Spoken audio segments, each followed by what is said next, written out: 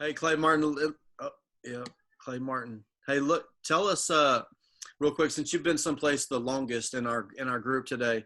Tell us just one of the most impactful stories that you can think of in that 17 years of tenure at Jinx High School.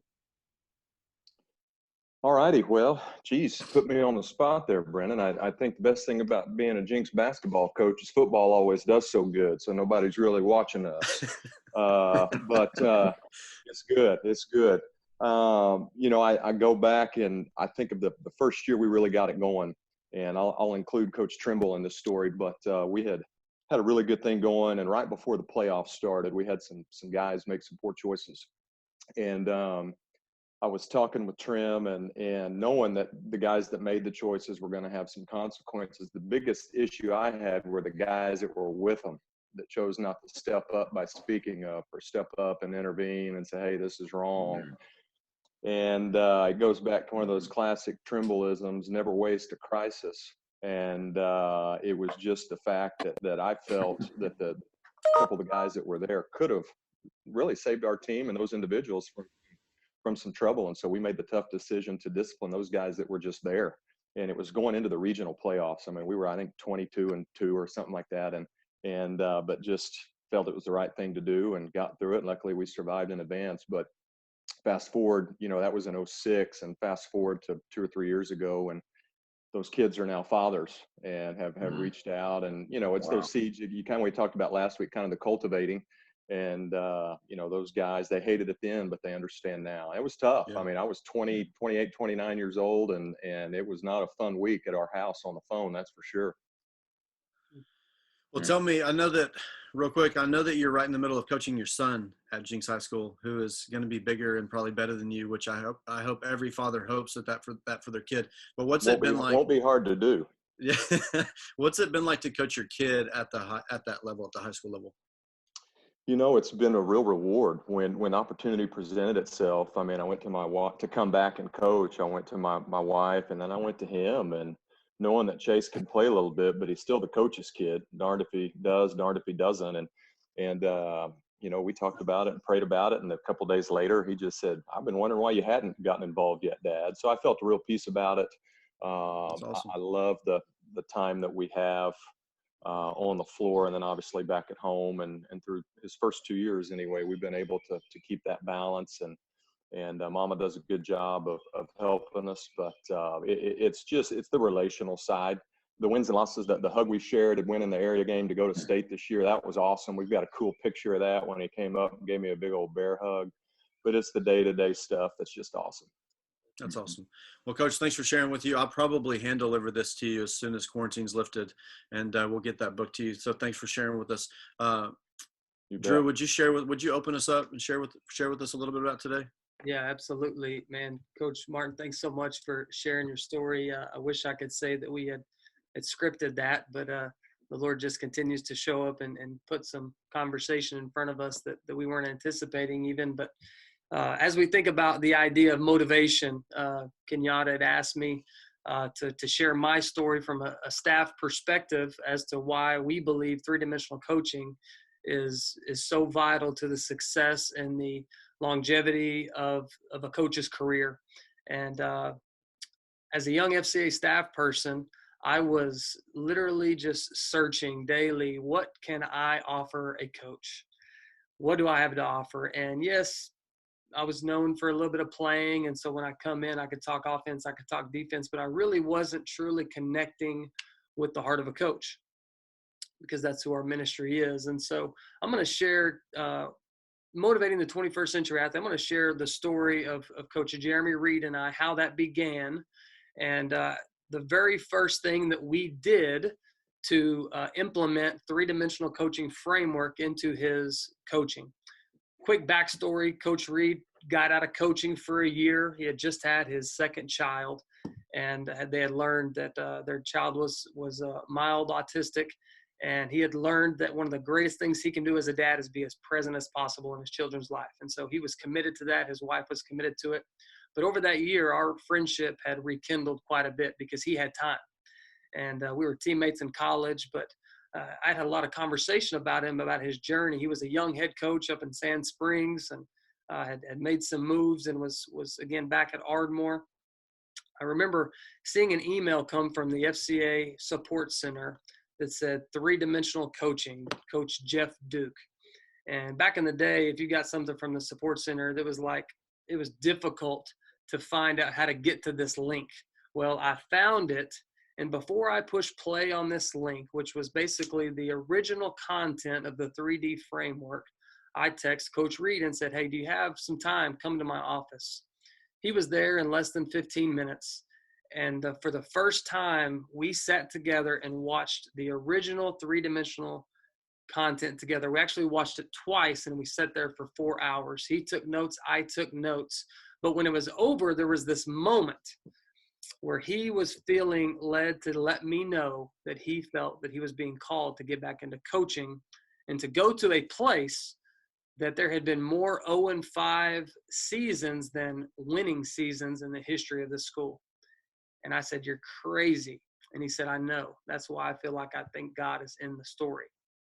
So we looked at each other in this moment and said, man, God's given us this content right now for whatever reason. And so we kind of looked at each other in that office and kind of said, hey, are you in? Put your hand in if you're in. And we both did. And as he went back and began to pray, he thought to himself, motivation is something that's going to be needed. I just learned a lot in a little bit of time. So like any great coach at a coach clinic, they're going to hear a lot of nuggets, but they're going to pick one and they're going to go try to implement it immediately. Before I talk about that, I want to talk about our topic today and why I was motivated again. I needed something to connect to the heart of the person that I said I was called to minister to, and that is the coach. So motivation, what is it? It is a pursuit and a persist in the journey towards a desired outcome, okay? To pursue and to persist towards a desired, in the journey towards a desired outcome. What was my outcome? I wanted to minister to coaches. I wanted to win their heart and I wanted to serve them. Here's what we know about motivation. As a coach, oftentimes we motivate extrinsically. We hang that carrot in front of them and we say something like, hey, if you'll do this, here's what you're going to get: more playing time, a chance for a scholarship, a chance for a starting job. Extrinsic.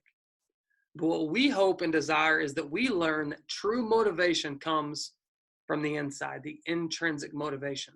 So what does that look like? We start with leader modeling. And you see here on the screen, because you're the coach and you have authority, they're going to do what you say. That is a great form of modeling. And it does lead to motivation because it's your pursuit and your persistence. A higher level of motivation is what we call peer modeling.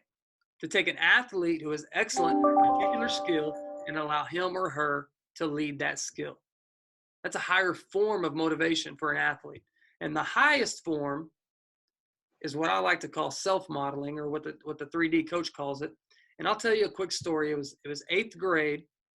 I was on the field. I saw something maybe for the first time that the defense was doing as a quarterback. I ran over to Coach Barry Foster and I said, hey, here's what I think we should do. Here's the play. I think it's going to work. And he said, before he said, yeah, go do it, he said, hey, that's what it's like to be a coach on the field. And so I ran back out, obviously motivated, chest pumped out. I called black right, 18 bootleg pass. I knew ideally what I was thinking who I was going to throw it to. And boom, there he goes, backside, touchdown. I heard these words from my coach for the rest of my career. Anytime I made a suggestion or an option, hey, coach, we should do this. That's what it's like to be a coach on the field. Can you imagine you raising the level of motivation with your players and having a strategy to do it, to help them pursue and persist in the journey towards a desired outcome? So for Coach Reed and I, here's the story. We decided that peer modeling was step number one. He entered this school in the springtime, and so he was ready to implement his workout program, his off-season program. And so instead of talking to his coaches and saying, here's how we're going to do this lift and here's how we're going to do this lift, they invited in those who they had watched, who had done those Olympic lifts or drills and they were the best on the team. Again, they might not have been the best attitude kid or best effort kid, but they were the best at the skill. And they said, come in, we're going to train you what we expect. And on that Monday, when they started, those student athletes were helping their peers do those drills. That transferred from the weight room to spring practice as they implemented the flex bone offense for the first time there at Dixon High School. For me, the rest is history, but for us, it was point number one. We started with what we believe would make the biggest difference. We empowered these athletes to go and do what was done. And you can imagine going from peer modeling what happened, practices, Friday nights. You guys are all doing it right now. You got your captains that are calling your team, checking in on the workouts. You're building motivation in your athletes. And so as we get into the content today, ask yourself this question. Do you need a staff person to come alongside you or somebody else to help you think strategically about transforming lives and motivating or implementing the 3D framework? And the second question is this: how intentional are you being about raising your level of modeling in your program? And with that, Kenyatta, I'm just going to throw it over to you. Thanks for letting me share that today. On mute. I feel like I needed to pay you for that little quick sermon and coaching to me, but man, thank you for sharing with us. And man, Coach, this is where we're at. You early on in our little pre-meeting, you had Michael Jordan back there. Everyone watched The Last Dance. If you didn't, I feel sorry for you, but I just look at that type of athlete. But we know those are one in a million. You know, I mean, there's not a lot of athletes like Michael Jordan, but we do have athletes on our team that we have to capture their hearts. We got to motivate them differently today. And you're looking at the 21st century athlete, which you alluded to last week. They're different.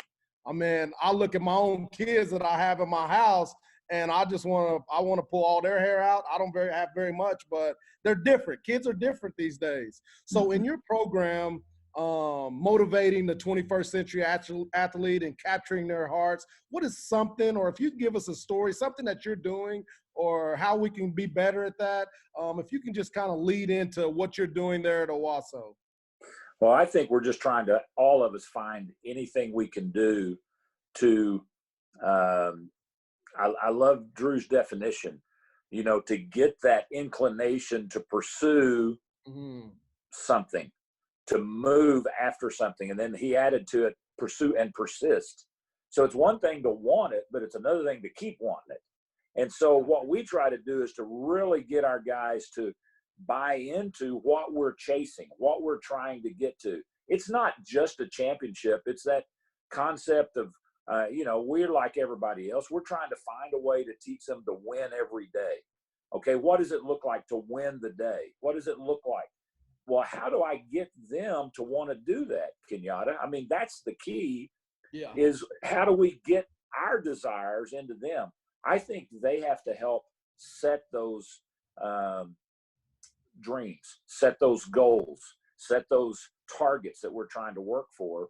And then what I like to do is I copy what I heard from some pretty strong coaches. But once I get them to say, this is what our standard is, or this is what we're trying to accomplish, and they really buy into that, then I can help hold them accountable by saying, hey, this is what you said you wanted. And I'm here to help you do it and to help you remember it even when you don't feel like doing it. And so you try to get that. That's that leadership thing that we're talking about. The peer leadership is really when it starts going strong. That's when you get teammates telling each other what to do, leading each other. I think the byproduct of quarantine for us has been more peer leadership than we'd had. We had some of it going on, but I think it's even stronger now because it had to become that way. We had to lean, or we chose to lean more on our leaders. But then I was just speaking to our team yesterday, and I had that Michael Jordan picture of you know, him listening to Dean. Holy cow, man. When you take a guy like Michael Jordan says, the best skill I had was being coachable. the best skill I had was listening and wanting and being a sponge to figure that out. And, you know, I've told stories, but to me, that's where if I try to put that picture in front of my guys, I'm trying to get them to see the value in learning to be self-motivated. And so I think we got to do all three of those steps. And I think we're going to hear from a guy that's got that down pretty good today. Yes, and before we go to that, Coach, you talked about these athletes, and you talked about them last week, basically saying they got to be validated. They got Instagram, they got Twitter. They want this validation. Yep. In your program, you talk about Winning Play Monday. Yep. If you can kind of explain a little bit about that, and that's something that I think a lot of coaches do, but you put a label to it, you put some action items to it, and kids look forward to it. So if you could tell us about Winning Play Monday, what you guys do. Thanks, Kenyatta. The thing that I would just narrow this down to is that we found out that you can get what you celebrate. We believe the results that you want to see, if you'll celebrate them when you get them, more of these kids want to be celebrated. So what we try to do with our staff is over the weekend, I get each position coach to identify what we call our winning plays that help us to be winners. And so we call it Winning Play Monday. And when we come and start team meeting, we're gonna have each of those coaches go through and celebrate the winning plays. It is not touchdowns. It is not interceptions. It's not sacks. It's not the individual big play. Those things will take care of themselves. What we try to celebrate are the behind the scenes, the work, you know, where you got a defensive lineman holding off a double team and the linebacker makes the play. Or you got the backside defensive end pursuing all the way across the field, getting knocked down, get up, and he still knocks a guy out of bounds to keep him from scoring. And so we get all those highlights and really try to make a big deal about a wide receiver out here blocking. You know, they all want to catch the ball. We don't have to show catches, but if we'll celebrate, you know, this pancake block by a wide receiver or this doing your job, even when nobody knows it in the offensive line or defensive line, we have found that as the year went on, more and more guys would want to be a part of that. We just find more and more of those things. So that's just one little piece of the puzzle. And I just think that a lot of coaches, you know, we're good at stealing stuff from each other. I don't even remember who I stole that from, but it's a good idea and we've benefited from it. And that's intrinsic motivation. And that's what I think we get the best out of our athletes when we do things like that. So Brennan, you've invited a coach for our FCA coaches segment. I'll let you share about that and we'll pick up after. This week I invited a coach of mine who honestly, when I first showed up, I was like, this guy does not like me. I'm not going back. He's kind of rude. But once I've got to know him, if you're getting made fun of, it means he likes you. And so I just keep getting made fun of. So I think he likes me a little bit now. But the crazy thing is, as a staff person for FCA, you realize that you're going to go a ton of places and you're going to be needed some places more than others. And you're not going to be needed some places others as much as others. But when I go to Union High School, they don't really necessarily need me. I just go to try to be an encouragement and a motivation to the coaches, and they're going to do all the things that we're going to preach and we're going to talk about and we're going to train up. And so it was really cool to me to go and witness some of the things that I've asked Coach to come on and share. And so, Coach Frederick, would you come on and share just a little bit about what you're doing to motivate some of your athletes and the things that you've put into place to make it bigger than football? Yeah, sure. Thank you, guys. It's been a blessing for me. I've been busy and missed a few of these, but I've enjoyed being on here so far today. But, you know, really, I think the biggest part of what I've tried to stay true to is developing a model or a motto or a mission or something, because I'm telling you, year in and year out, you wind up at the end of a season or the end of something somewhere a long ways away from where you thought you were going to start out. And that even happens as the kind of offensive plays you're running or defensive schemes you're running. You're like, how did we get here? You know, and sometimes that's good, you know, but constantly having something you can lean back on. And if you don't, you'll wind up getting 16 or 17 great ideas, but they don't fit in with what you do. And so for us at Union, it is literally live like a champion. And I've said it 1,000 times, but for us, if there's a mod, if there's something that fits under live like a champion, what would a champion do in that situation? Then, okay, let's use it. I mean, let's use that thing. But at the end of the day, No, ma'am. I want our kids to know one thing is, hey, what do we believe in at Union? Live like champions. And so, there might be 7 steps to this or 5 steps to this, or you got some new 12 steps to that. They're not going to remember all that. You have to continually send out one message. Now, you can teach to that. And for us, we've developed five values for a champion. And for us, it's courage, dependable, toughness, service, and effort. And so we took 5 days of the week, and every single day our kids there's something about that. And so for us, we put it on the hand. The thumb is courage. You can't do anything without courage, right? You can't do anything without your thumb. Dependable. You're going to be that one guy. When I need you, you're there. You gave me your best. Toughness is the middle finger. I know this is FCA, but our kids for some reason remember that one. All right, but toughness happens to be the middle finger. All right. Service is the ring finger. I mean, it's the finger of love, right? I mean, you love your teammates. You're sharing. You're helping people out. And then effort. You can't do anything without your pinky. I mean, I should say that backwards. That means you gave me everything you had, right? Effort. I mean, even if all you have is a pinky, you gave it to me. So that's the way we describe that as a whole. And I know that Brendan, and I'll go real fast here, but he had two examples I think he wanted me to talk on. One was trying to be intentional, and I'll tell the story really quick. But it was several years ago. I was at a basketball game, and the national anthem was being played before the basketball game, and I just noticed the student section over there, and no one was really paying attention to the national anthem. And I thought, man, this is crazy. Our kids, as coaches, we always say, hey, we want to raise our kid, raise this team up to be great husbands and great fathers. Well, what would my dad teach me? What did he teach me to do? And if you're always trying to figure out what you want to do in the 3D coaching, well, what'd your dad teach you? Or what'd your coach teach you if you didn't have a great father figure? What did God teach you to do? Just teach that to the kids. It's that simple. I mean, and one of my things was patriotism. So I thought, well, this is silly. So how can we influence a whole school into doing that? Well, let's influence the 115, 120, 130 kids we have access to every day. So we had national anthem practice, and I've got a whole story on this, but regardless, this was all before the Colin Kaepernick thing took place. All right, this whole thing.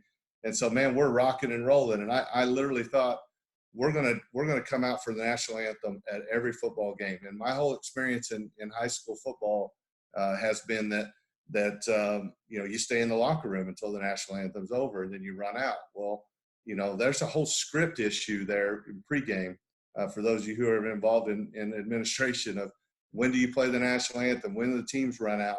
And I just made a commitment. How can we say it's important if we don't go out there? And so we had to practice with our kids. We're not perfect. I don't have a military background. Nobody in my family was really in the military. That's not where it comes from. But I felt like it was the right thing to do. So we just said we're always going to be out. And I mean, you talk about tough. When you go visit a place like Owasso and they play the national anthem 3 minutes before they said they were going to. I'm sorry, Coach B. No, I mean, those kinds of things. I mean, that's just an example. You're like, wait a minute. And our kids are running out of the locker room before we played Owasso, literally running because they heard the national anthem playing too early. And they're trying to get out there where they can do that. I mean, I thought, well, that's awesome. That's such a huge difference from not paying attention to it a couple of years back. So what we thought would happen was that more, we obviously would see an impact there. And then we thought, man, well, maybe this will spread out. Maybe it'll spread. Maybe some other teams in our area will start doing it. Maybe they'll say, hey, maybe they'll do that. Well, nobody ever did. And so I made the decision last year, okay, well, we'll make them do it. I'm in charge of the script when you play at our place. And so I literally put the national anthem right before kickoff. I made that, not made, but I mean, the script says if you're playing at Union, you're going to come out and you're going to have to stand there for the national anthem before kickoff. And so whatever it was, whatever that coach was, whether Coach Lee Blankenship coming to Mustang last year, I don't know if he had to talk to his kids about it before he came. I have no idea, but my point is his kids had to recognize the flag at our place. And so it's not me trying to, pull one over on any visiting team or anything. It's just something that we do with our kids. So there's a lot there with that. And I'm sorry I went long-winded on that, Brendan, but what was the other idea you thought you had? So I can probably just sum it up pretty quickly and you can tag on the end of it. But basically I walked into a team meal. They do FCA on Thursdays for their whole football team that wants to be involved after their team meal on Thursdays. And so I showed up for a FCA and showed up early, and he was like, "Hey, come eat." But when I walked in, I noticed something odd. Every player had a tie around their neck. And I said, "Hey, coach, what's going on with this?" And he said, "Well, we went to 2 big churches and we asked them to donate neckties that they were not using and that were old or whatever. And then we taught every kid through their position coach how to tie a tie." And I thought, what? And so I asked coach, I said, "Hey, what's the reason behind that? Why did you do? I mean, I can probably assess some things and guess on some things," but he said, "We want for a kid when they leave our program that the first time they're going to go on a date, the first time they're going to go on a job interview, or they're going to meet their girlfriend's dad, or whatever the case may be, we want them to look back on the situation and this time and say, hey, I learned this skill on a team, and now I can implement it in my entire life." And so you can tag on a little bit of that if you want, but that was what I saw and that's what I felt. And I was like, man, this is it. Yeah, kind of the same thing, just going down the same line. We make it too complicated at times, but what my dad teach me, he taught me how to tie a tie. And so, not very many people wear it. It was pretty easy to get ties, by the way. Nobody wears them anymore. There's tons of people that are at churches, and I've kind of put my wife on this. I got to brag on her because I said, "Hey, can you just contact some area churches and see if you can get us some ties?" And man, the document that she sent them explaining why, and what we were wanting to do. I mean, it literally almost made me cry. I mean, because just the way she talked about our kids and how much we invest in them. And so they donated the ties, but we asked them to pray over those ties. We asked them to specifically, let's don't just throw ties in a box. Now they're in a box in the offices right now, but those have been prayed over. And so we had a senior week, and we had each coach on our staff, just get with the senior and teach him how to tie. And then the position group coach and then what was really cool toward the end of the year, you see seniors that are helping sophomores learn how to tie, but they had to wear it. Every team meal we had, they had to wear a tie. They couldn't go without. So it was a pretty cool deal. For us, it was about kind of just putting a bow on things of everything we've taught you as a man in our program. All comes down to this. And so rather than being nervous and not knowing how to tie a tie when they're going to that first interview, they're going to put that tie on and think, man, look, all the tough things and all the things I learned at Union football, that's what this is about. And they'll walk in to meeting their future father-in-law for the first time with that tie on with a lot of confidence. And so on banquet night, we were able, our Mama Skins or Booster Club bought every senior a red tie, and they've got it embroidered on the back of what, class of 2020. So, man, you should have seen those kids. I mean, every one of them, they were wearing that tie with so much pride. And I have to tell on my son, and I'll quit, but he was a senior this year, and we had to take graduation pictures the other day, and his mom brought in one of my ties because it matched his gown, I guess, a little bit better or whatever, whatever it's supposed to look better for the picture. And he said, "That's not my tie. You gave me something," and so just that right there lets me know that was impactful even for my own son. Thanks, Coach. It's so awesome, man. Kenyatta, would you take it back over?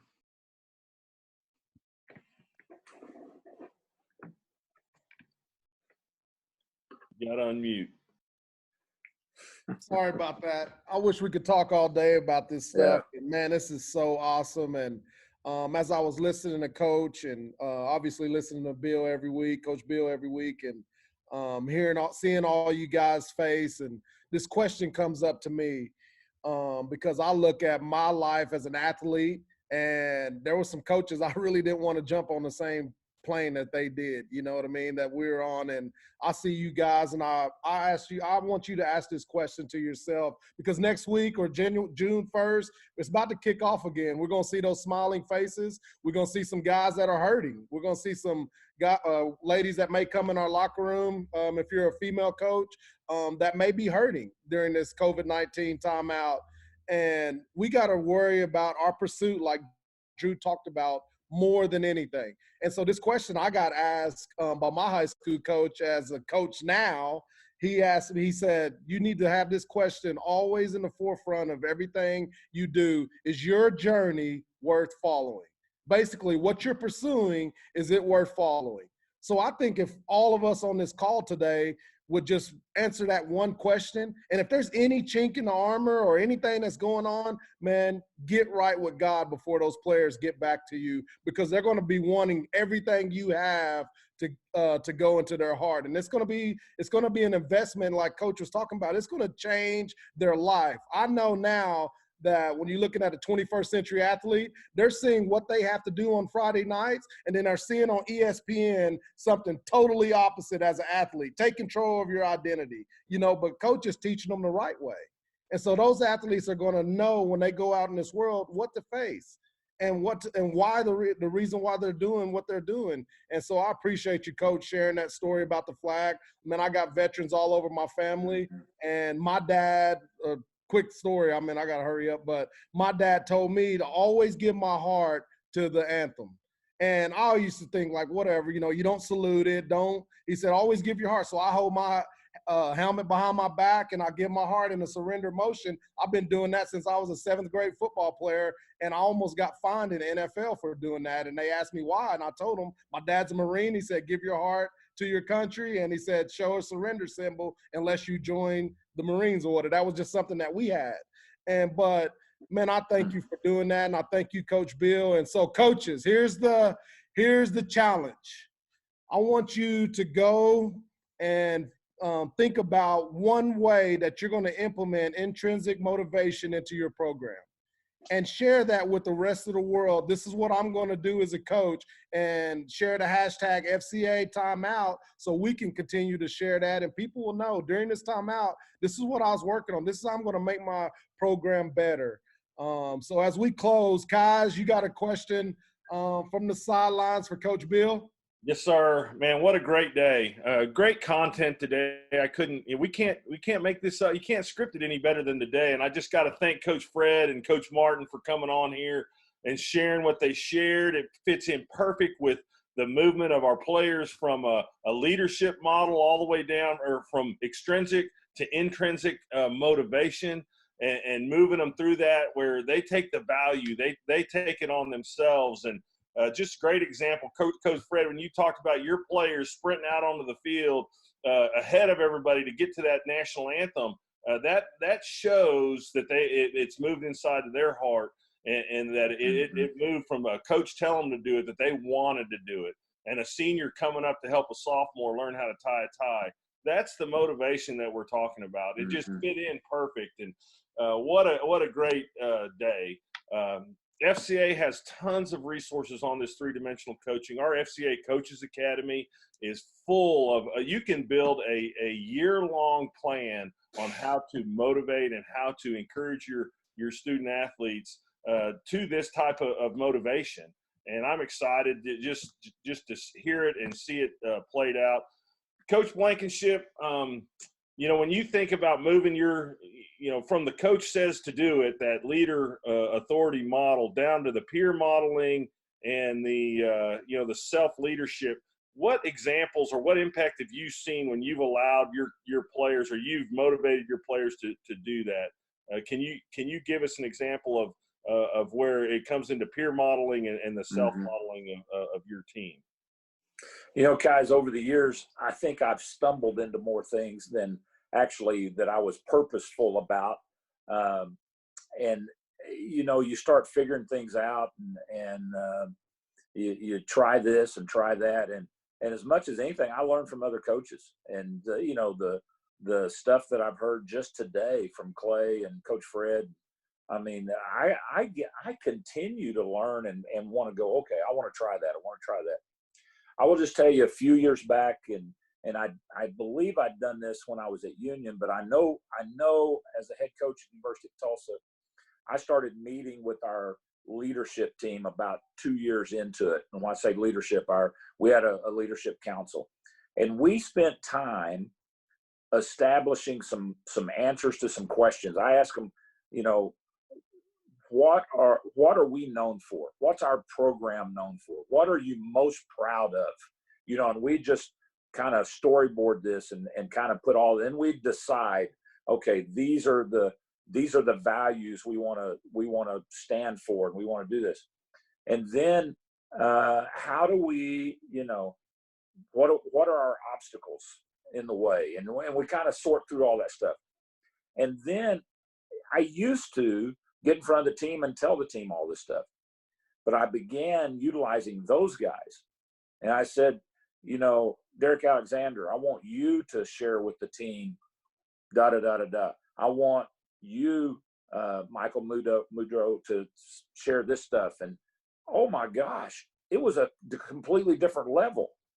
They might not have had the perfect outline and done it like I would have tried to do it, but the players were on the edge of the seats. And I think we shared more values like that than I'd ever seen before. I knew we were getting to a good place. And I say that sometimes scoffingly when I look at guys, because I got fired because we didn't win enough games. And that's important to remember, that, we can motivate and do all that, but eventually, guys, we got to put together enough wins to stay on the field. Well, the year before that, my last year, we had brought in some really good recruits. And we had a couple of DBs that I thought could play as freshmen. And when I knew we had hit the home run was we had the juniors that were inclined to be number one on the depth chart all summer, teaching those freshmen how to do what we do. Not just the off the field stuff, but they were giving them the techniques, the calls, and knowing that those are the very guys that they're going to compete with when we got to fall camp. And my little chest would just bust open with pride because of the unselfishness and the care about our program that we had. And so there's just example after example of guys as they begin to model and they begin to do it that really just take you to another level. Man, that's it. Coach, thanks for sharing that. That's what we're trying to incorporate today. So, Kenyatta, it's up to you. Close us out. Man, I appreciate everyone coming in today. We'll hang around for a little bit more, and we can share and talk. And if you guys got some stories of what you're doing, or ladies, stories of what you're doing in your program to help us out, obviously there'll be some listeners because we all stay and hang out. But appreciate you coming in. Next week, we're going to talk about developing our transformational purpose statement. Leading into that, I'm going to share mine as a coach. And, we're going to talk about coaching with confidence, obviously, team cohesion and emotions that we went through, and motivation today. But developing a transformational purpose statement is truly key for all of us, whether you're a coach or not, even administrators. I think it's something that you can stand on in your program or in your school and in your community. But this is one of the things that I've done about 5 years ago, and Drew led me in that. And it's been truly transformational, obviously, for my family to know it and my players to know it as well. And they know that I love them first, even though that if they slip on the blitz, you come in the set with me. I'm just joking. But thank you guys for joining us today, and we'll stick around. But appreciate you. Invite your other coaches next week. Thank you.